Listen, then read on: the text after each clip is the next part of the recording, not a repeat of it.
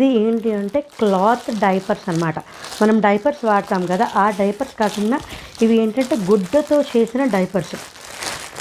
మిగతా డైపర్స్ కంటే అంటే నేను డైపర్స్ వాడతాను, ఈ గుడ్డ డైపర్స్ కూడా వాడుతూ ఉన్నాను.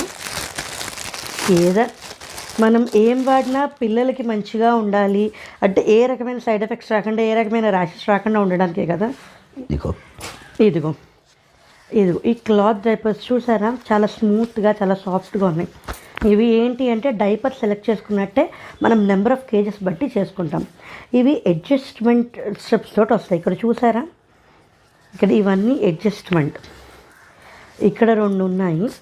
ఇలాగ మనం ఎలా సైజుని బట్టి సైజుని బట్టి మనం అడ్జస్ట్ చేసుకుంటూ ఉండొచ్చు. ఇవి ఏంటి అంటే ఒక 3-4 ఇంట్లో ఉండేవాళ్ళు, అంటే మనం బయటికి వెళ్ళేటప్పుడు కాదు, ఇంట్లో ఉండేటప్పుడు ఇంట్లో మనం